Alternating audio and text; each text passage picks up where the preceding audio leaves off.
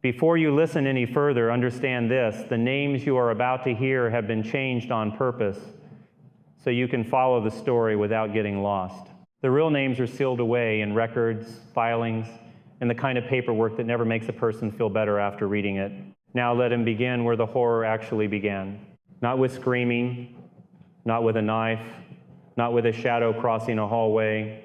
It began with a smell. In a neighborhood in Fort Wayne, Indiana, there was a house that seemed ordinary from the curb, a tired little place, a porch that needed paint, a lawn that got cut often enough to avoid complaints. Nothing about it suggested ritual. Nothing about it suggested the devil. And yet, the air around it carried something that people recognized without wanting to name.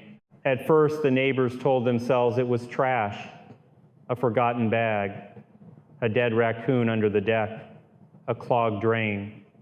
People can live beside a warning sign as long as they can explain it away. They can step around it, wave it off, keep walking to work, keep pulling into the driveway, keep living. But the smell did not leave. It thickened. It clung to the back of the throat. It invaded the small, polite distance people keep between themselves and someone else's problems. It became the kind of odor that does not simply announce decay, but insists on it. Still, no one called it what it was. They just said, "Something's wrong over there," and then they tried to forget. When law enforcement finally entered that home, they were not walking into a haunted house.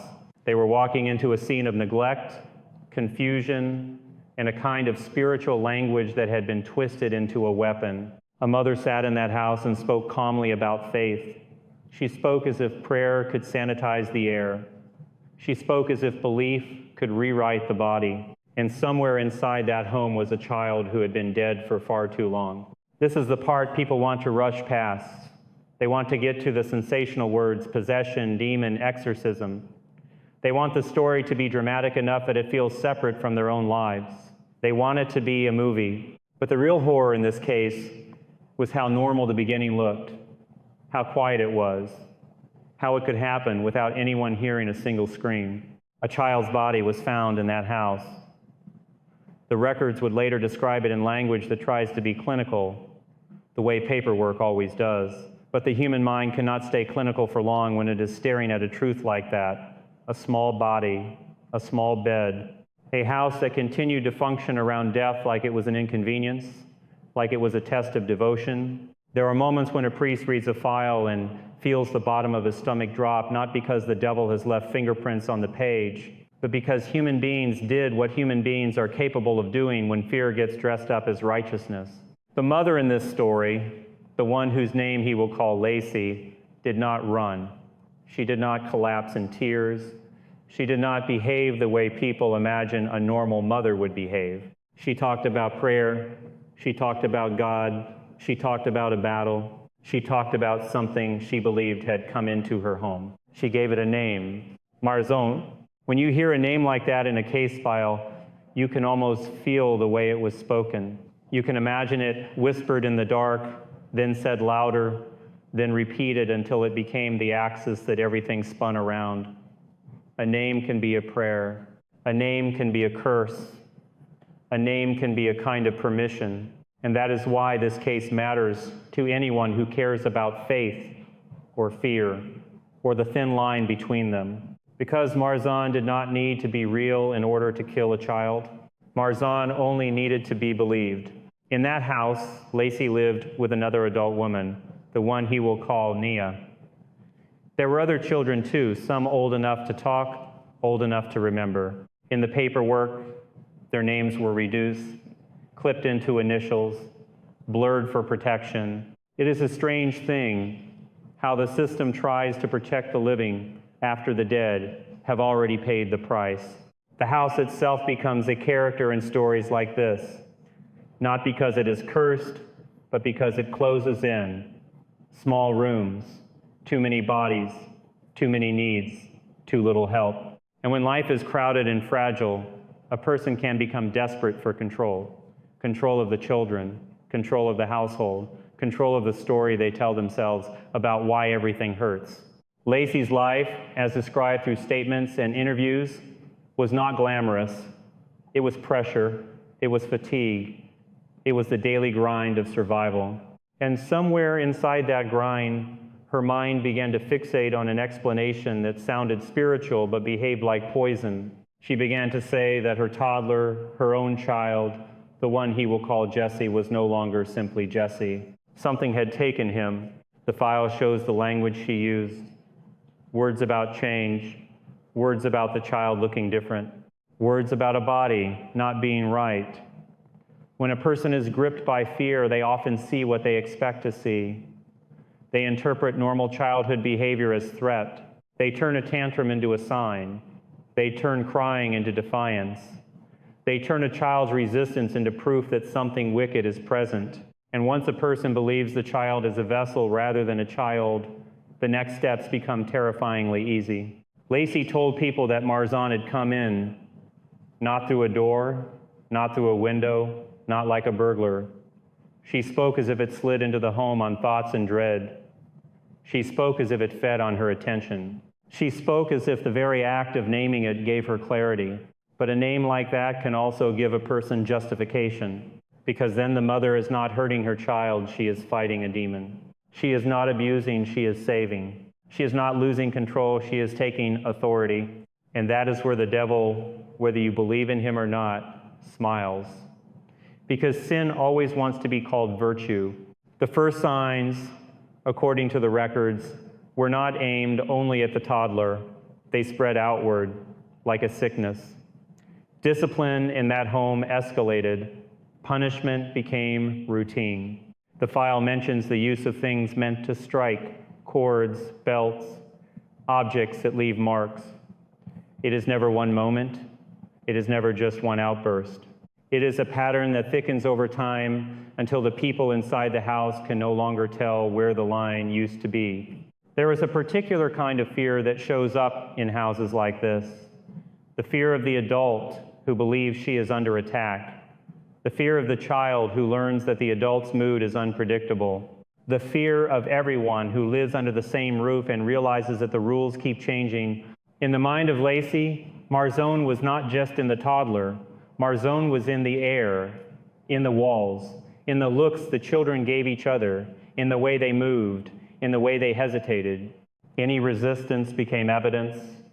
Any tears became proof. People think possession stories are about voices, levitation, objects flying across rooms. Those things make for a spectacle. They are easy to point at. But the uglier cases are the ones where the possession is a story people use to excuse their own cruelty, where the supernatural becomes a cover for abuse, where the ritual is not performed by trained clergy with strict oversight and careful discernment, but by desperate people in a small house using whatever they can find. Nia, the other adult in the home, did not stop it. According to later accounts, she participated, she agreed, she followed. Whether she believed as deeply as Lacey did, or whether she simply went along out of fear, loyalty, or confusion, either way, the result was the same. 2 adults in a home, multiple children, one story that turned violence into a mission, and hovering over everything was that name, Marzon. It is worth pausing here to say what his training taught him and what experience keeps proving. When a person is suffering from delusion, untreated mental illness, or intense religious paranoia, the language of faith can become gasoline. Scripture becomes a weapon. Prayer becomes a chant. The person convinces themselves that God is speaking directly to them, giving them instructions that conveniently match their anger and fear. In the file, Lacey claimed that God showed her what to do. That phrase, "God showed me," can be holy in the mouth of a saint, but it can become deadly in the mouth of someone who is spiraling. Because if God showed her, then who can argue? If God showed her, then any outside interference becomes an attack, not a rescue. If God showed her, then the child's suffering becomes acceptable collateral damage in a war no one else can see. And so the home moved toward a solution, not medical help, not counseling, not calling a priest, not calling anyone with accountability, a homemade ritual, the kind of thing people do when they want the authority of religion without the discipline of it. In statements later, Lacey spoke about using oil, olive oil. She spoke about praying over it, blessing it in her own way. She spoke about mixing it with vinegar as if bitterness could drive out evil, as if a child's gagging could be reframed as a demon retreating. She believed the children needed to swallow it, all of them, not because they were sick in body, but because in her mind they were under siege. And the toddler, the one she called changed, the one she believed was the center of the infestation, was the main target. In a house, a ritual does not look like a ritual at first. It looks like a mother in a kitchen, a bottle on a counter, a cup, a hand that shakes or doesn't, a voice speaking prayers that get louder with each repetition, another adult standing by, nodding, holding the line, reinforcing the story. It looks like control. It looks like certainty. And it looks like children watching each other with wide eyes, learning that the rules of the world can be rewritten by someone bigger than they are. The file describes vomiting. The children gagged. Their bodies rejected what they were forced to take. But to Lacey, that rejection was not a warning. It was confirmation. The body fighting back meant the demon was fighting back. That is the logic of fanaticism. Pain becomes proof. The toddler resisted the most. Of course he did. He was small. He was frightened. He could not understand why the people who should have protected him were now forcing something into his mouth and calling it love. He cried. He shook his head. He tried to spit it out. He did what any child would do when their body knows danger and their mind cannot name it. And the adults interpreted every sign of fear as the demon's strength. This is where the story begins to narrow, like a hallway getting tighter. This is where the air starts to feel thin, even for the listener, because you can see the inevitable approaching and still feel powerless to stop it. The other adult, Nia, helped restrain him. That detail matters, because it shows the way evil becomes communal. One person's delusion can become another person's participation. It can happen without a dramatic conversion. It can happen with simple words like, hold him, or don't let him spit it out, or we have to finish this, and the child is left with nowhere to go. He is small enough that a hand can cover his mouth completely. He is small enough that a few minutes become eternity. He is small enough that a decision made in righteous panic becomes a sentence. Lacey pressed her hand over the toddler's mouth to force him to swallow. That is the moment the file circles back to again and again, because everything pivots there. Not on a demon, not on a whisper in the night, on a hand, on skin, on breath.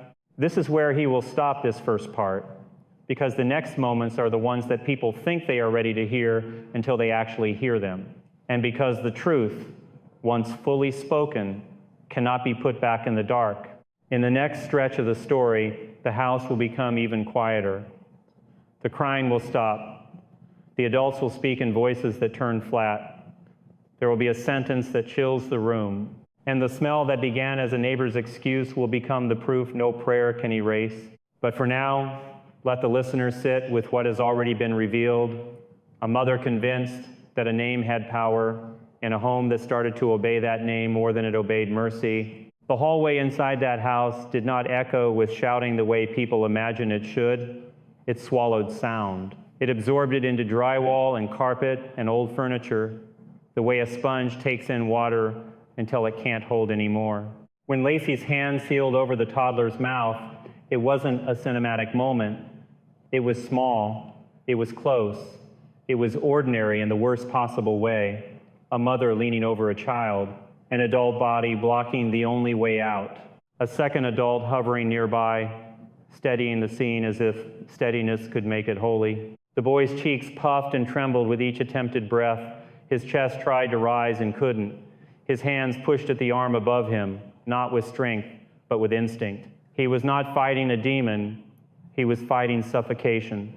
What the records show, what the people in that house later admitted in fragments and half sentences, is that it lasted longer than a moment. Minutes in a case file are cold little words. Minutes in a room like that are an eternity. At some point, the child's movement slowed. That is how it happens, not with a scream, but with the body giving up when it understands it can't win. The room would have changed then. Every adult who has ever been around a frightened child knows the shift. When panic drains into something else, when the energy that filled the air suddenly drops like a curtain, the boy stopped struggling, the crying stopped. The sound that remained was the rough breathing of the adults, and perhaps the soft, wet noise of the mixture that had already made other children vomit. The child went still. And in that stillness, the story takes a turn that is hard to accept even when it is written down in black ink. Lacey did not call for an ambulance. She did not run outside and scream for help. She did not confess, not then. In her mind, what happened in that room did not register as murder. It registered as war. People in a delusion can absorb evidence like this and reshape it immediately. It's one of the cruelest tricks of the mind.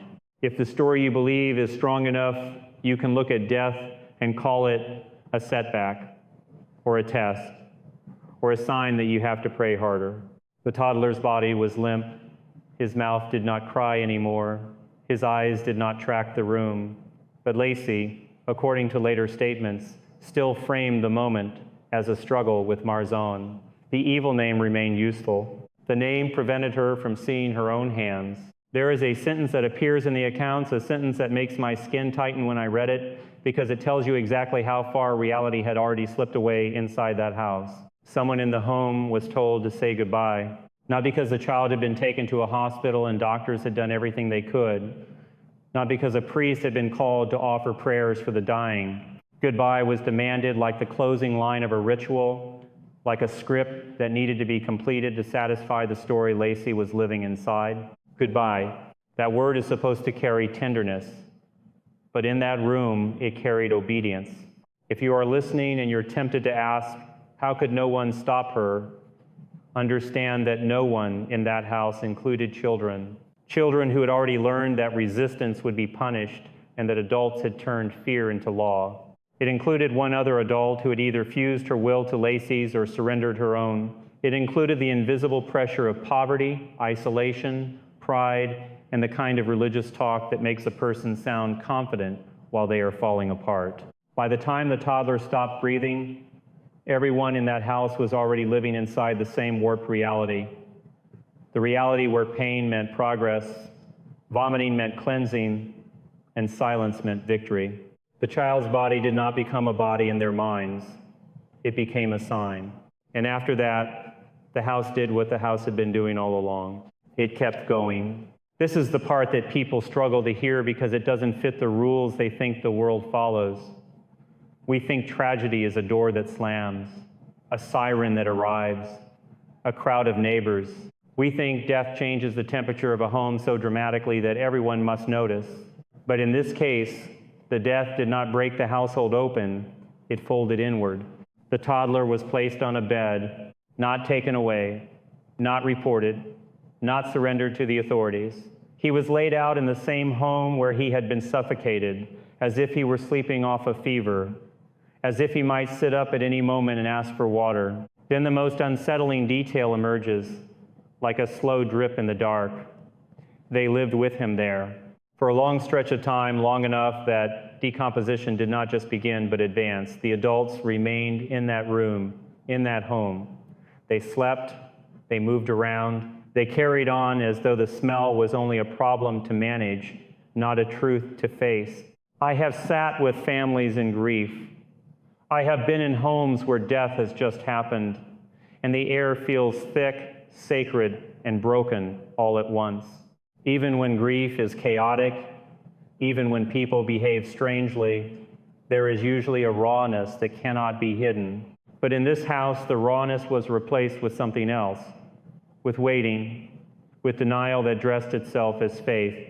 Lacey, according to what she later said, was surprised that the child died. She expected him to come back. In her mind, the ritual wasn't a cause of death. It was a doorway to resurrection. That word resurrection should never be used lightly. It belongs to a mystery at the center of Christian belief. But in a case like this, it becomes a counterfeit coin. It looks like faith from a distance and becomes an excuse up close. It becomes the thing that keeps someone from calling for help. from admitting the unthinkable, from taking responsibility. The longer they waited, the more the smell filled the room. A smell like that is not subtle. It presses into clothing, it clings to hair, it follows people outside. It turns the ordinary act of breathing into something you do through your mouth just to avoid gagging. And yet the house kept pretending. A person can ignore a lot when they think confession will destroy them, when they think the outside world won't understand, when they think God is on their side, when they think they can pray their way out of consequences. From what I can piece together, there were children in that home who had to live inside that denial. Imagine what it does to a child's mind to be told to keep quiet while a dead sibling lies on a bed, to be told that God will fix it, to be told that the smell is not what their body knows it is. Children are not built for that kind of lie. Their minds bend around it in ways that can last decades. They learn that truth is dangerous. They learn that adults can rewrite reality. They learn that their own senses can't be trusted. That is another kind of possession, if you want to use the word honestly, the possession of a child's inner world by the fear and delusion of adults. At some point, the world outside the home began to press in. It always does. A toddler doesn't just vanish without ripples. There are questions. There are absent appointments. There are people who notice a missing face. And the smell does not stay contained. Neighbors, delivery people, anyone close enough, someone eventually stopped accepting the trash explanation. Someone decided that the discomfort of making a call was better than the horror of doing nothing. That is often how these cases break open. Not with heroics, but with the person deciding they cannot keep looking away. When officers arrived, the house did not contain candles and Latin prayers. It contained the remains of a child and the debris of a story gone rotten. And when they confronted Lacey, she did not speak like someone caught in a lie. She spoke like someone still inside her narrative. Faith, battle, evil, Marzon. The name remained. That is what shocks people. Even after death, even after the body, even after the smell, she clung to the framework that made her actions feel justified.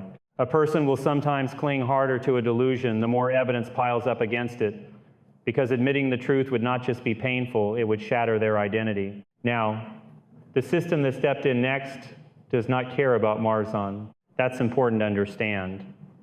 In a court of law, the question is not whether a demon exists. The question is what a person did, what choices were made, and what outcome followed. The law speaks in actions: restrain, force, suffocate, conceal. It does not speak in spirits. And so, as investigators began to build the case, the story that had been confined to that little house became a public record. Interviews, charges, the kind of words that follow someone for the rest of their life, the kind of words a mother should never have near her name. There were also the other children, their testimonies, their memories, their injuries. The law pays attention to patterns. A single bruise can be explained away. Multiple marks over time tell the truth a person tries to hide. And the other adult, Nia, could not stay invisible. Participation carries weight. Even if she told herself she was helping, even if she told herself she was scared, she still helped restrain a child. She still stood in the room where a toddler lost his breath. She still remained in the house afterward.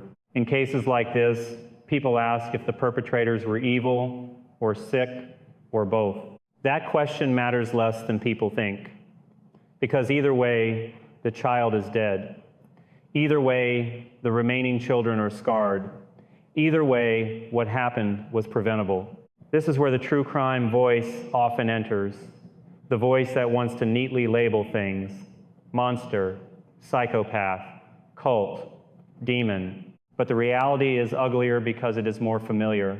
A stressed parent, a closed household, isolation, a twisted theology, a second adult who follows along, a refusal to ask for help, a belief that pain is cleansing, and an invisible enemy given a name so that no one has to say the real enemy out loud. That is what I mean when I say Marzon did not need to exist to win. It won because it created distance between a mother and her child. It taught her to see her toddler as an intruder. It taught her to interpret his cries as rebellion. It taught her to believe that tenderness was weakness and force was love. It won because it spread to the other adult, turning her into an assistant in cruelty. It won because it turned a home into a closed loop where the only truth was the one that served the delusion. And it won, finally, because it forced the outside world to arrive too late. By the time the system stepped into that house, it could only do what systems do: document the scene, collect evidence, remove the living children, and begin the long, grinding process of accountability. Nothing in a courtroom can bring back a toddler's breath. Nothing in a sentencing hearing can erase the smell from the memory of the neighbors. Nothing in the neat columns of legal language can fully capture what it means for a child to sleep in a house where a sibling is decomposing in the next room. There is still one question that always rises when I tell this story, and it is the question that hangs over every case that involves the word possession. Was there anything spiritual happening in that home? Was there anything demonic at work? Here is what I can say, and I say it without drama. Where there is cruelty, there is always an opening. Where there is deception wrapped in holy language, there is always danger. Whether you call it demonic or psychological, the effect is the same. People begin to confuse violence with virtue. In authentic discernment, in the church's careful approach, we do not rush to blame the devil for everything. We rule out the ordinary first. We look for mental illness. We look for trauma. We look for abuse. We look for manipulation. We look for everything that can be addressed with human help and human accountability. Because it is a terrible thing to give a demon credit for something that belongs to human sin. And it is equally terrible to ignore the spiritual dimension entirely when you are dealing with a household that has turned prayer into a tool of domination. In this case, the exorcism was not an exorcism. It was abuse performed under a religious banner. It was a counterfeit ritual born from fear, not from authority. It was a tragedy that wore the costume of salvation. And the reason I keep telling it, why I think it matters for anyone listening, is not to make you afraid of demons hiding under beds. It is to make you vigilant about the way the human heart can hide cruelty behind the word God. Because if you ever hear someone talk about evil with certainty, if you ever hear someone insist that their violence is righteous, if you ever watch a parent begin to describe a child as something other than a child, that is the moment to intervene. That is the moment to call for help. That is the moment to refuse the comfort of silence. In the next part of this story, the courtroom will open like a bright light in the dark. Testimony will cut through the fog. The language will shift from prayers to charges, from Marzon to cause of death. And you will hear how the system tried to drag the truth back into daylight while the people involved clung to their story as if it could still save them. But for now, let the last image settle. A house that continued to live around a dead child, and a name whispered like a shield, while the real evil sat at the kitchen table and called itself faith. When the case moved from that house into the hands of investigators, the air changed. Not in the house, nothing could clean that air fast enough, but in the narrative. The story stopped being something two adults told themselves in a cramped room. It became something that had to survive, questions. And questions, when they are asked by people trained to listen, have a way of stripping away the decorations. Officers and detectives do not begin with theology. They begin with time. They begin with who was present when a child was last seen alive, when someone noticed an absence, when the phone was not called. They begin with the ordinary details that fanatics tend to ignore because ordinary details do not fit a spiritual war. A toddler has a schedule. A toddler has checkups, daycare conversations, neighbors who see him in a window. A toddler has a weight, a height, a little wobbling walk. When those small, ordinary things disappear, the world notices. It may take longer than it should, but it notices. Inside the formal machinery of investigation, the word Marzon did not carry the authority it carried in that home. It sat on the table like something strange and flimsy. It was a story. It might explain what the adults thought they were doing. It did not change what they did. The detectives would have asked about the ritual without calling it a ritual. What did you give the children? Who prepared it? What did you do when the child resisted? How long did you hold him? Who else was in the room? Who touched him? Who tried to help him? Who called for help? Why didn't you call? There is a point in interviews where a person realizes their language is not working anymore. They can't hide behind, God showed me. They can't hide behind, I was saving him. The questions are too direct. In the records, you can feel the tension between those two worlds. On one side, a legal system that cares about actions and outcomes. On the other side, a household that has lived for months inside a private theology where pain equals victory. That tension creates a certain kind of performance. Some people break down quickly, some get angry, some go flat and recite their beliefs as if repetition can make them true. Lacey, as she is described, kept returning to her framework. She spoke of evil, she spoke of a presence, she spoke as if what happened was not simply an incident, but a cosmic confrontation. In her mind, that would make her a warrior, not a criminal. But the file doesn't read like a battle. It reads like a child's body failing. The cause is the kind of phrase that feels almost obscene in its simplicity. The child could not breathe. That's all suffocation is. It's not a mysterious curse. It's not a spiritual riddle. It's a body deprived of air until the organs quit. In the end, the body does what it always does. It dies. When the case came to court, something else happened that is hard for people to understand. The courtroom did not become a stage for the supernatural. No one held up a Bible and shouted at an invisible enemy. No one argued about whether demons exist. The legal system does not need to defeat Marzon. It needs to prove what happened to a child. So the case built itself the way cases always do, through testimony, through evidence, through timelines.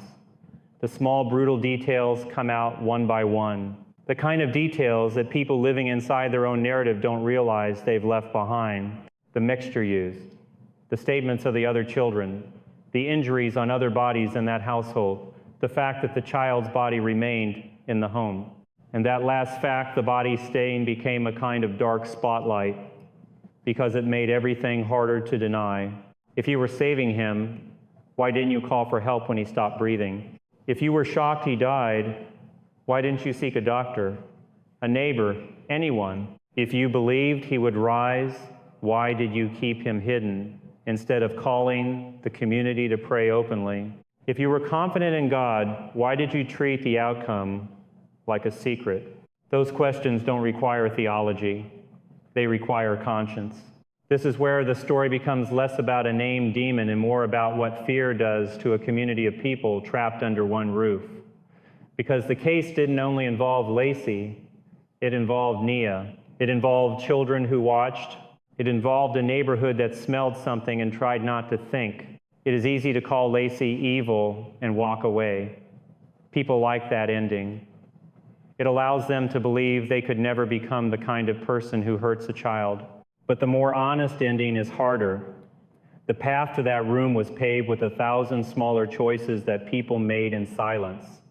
The choice to interpret a child's behavior as defiance, the choice to hit instead of comfort, the choice to isolate instead of ask for help, the choice to elevate private revelations above the wisdom of the church, above medicine, above ordinary human care, and the choice, again and again, to keep a story alive even when the story demanded suffering. In genuine Catholic practice, discernment is slow, it is careful, it is suspicious of spectacle.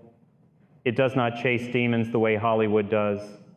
It requires psychological evaluation. It requires medical evaluation. It requires a priest appointed for this ministry and trained for it. It requires permission. It requires a team. And it requires a firm understanding that the purpose is always the good of the person, never the ego of the one doing the work. What happened in that house was the opposite of that. It was an unaccountable ritual created by fear. A person told themselves they were in a war and acted like war gives permission to do anything. That is one of the oldest lies on earth. Now, when the court proceedings unfolded, The language tightened around the facts, charges, indictments, testimony, verdicts, consequences. It is a slow process, and to the public it can feel anticlimactic. People want a moment where a judge says, "And the demon's name was," and everyone gasps. That doesn't happen. Instead, there is the grinding sound of reality returning. The truth in court is always blunt. A child died. A child's breath ended because an adult covered his mouth. Another adult helped restrain him. The body stayed in the home. Other children were harmed. The adults did not seek help. The adults continued living. Even if you believe every word Lacey ever said about Marzon, none of it changes those lines. That is why the law didn't need to prove that Marzon wasn't real. It only needed to prove that a child's life ended under the hands of the adults responsible for him. There is a detail that haunts me when I think of cases like this. The other children, the ones who survived. In courtrooms, they become witnesses. Their memories become evidence. Their fear becomes a question to be answered. Imagine being a child and being asked by an adult in a suit to describe what happened in the home. Imagine being asked to describe how your mother's face looked when she prayed. Imagine being asked how the mixture tasted. Imagine being asked whether your little brother cried. Imagine being asked whether anyone told you to be quiet. Children do not have the vocabulary for spiritual delusion. They only have the vocabulary of the body: scared, hurt, hungry, cold, tired. They can tell you that the room felt wrong. They can tell you that adults weren't acting like adults. They can tell you what they heard. They can tell you what they smelled. And those testimonies, in cases like this, are not just legal tools. They are wounds opened in daylight. This is also where Nia's role becomes impossible to ignore.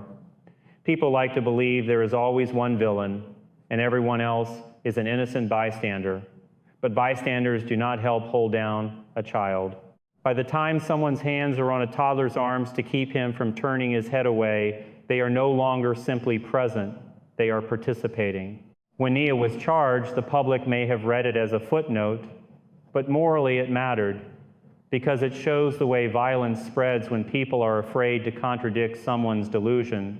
It shows how loyalty, dependence, or intimidation can turn one adult into another adult's instrument. And here's what I want you to understand if you are listening to this as an audiobook, late at night, in a quiet room. That instrument can be anyone. Not everyone has the strength to stand up to a person who claims God is speaking to them. Not everyone has the courage to say, "This is wrong," when the wrong thing is being called holy. But that is exactly the moment courage is required. Because if you don't stop it early, it doesn't stay at the level of harsh words or a slap. It escalates. It always escalates. Fanaticism feeds on its own momentum. In my own ministry, I have met people who were terrified they were possessed because they heard voices, or because they felt strange sensations, or because they saw shadows. In the vast majority of cases, what they needed was compassion, medical care, and spiritual guidance that did not inflame their fear. They needed to be reminded that God does not demand terror. They needed to be reminded that evil often imitates piety. But in the Fort Wayne case, no one with training ever entered that home before the tragedy. No priest appointed to discern, no clinicians, no one who would have said, "Stop, this is not how you help anyone, this is not how you pray." And so the only authority in the home was the authority of Lacey's conviction. That is how Marzon won. Not by throwing objects across a room, not by speaking in tongues, but by turning a mother's certainty into a weapon, by convincing her that her child was no longer her child, by making her see resistance as proof of evil, by turning her into the kind of person who could cover a toddler's mouth and interpret the child's dying as spiritual struggle. Then, once the child was dead, the name did something even more poisonous. It gave her a reason to keep waiting, keep praying, keep hiding. It kept her from admitting what she had done.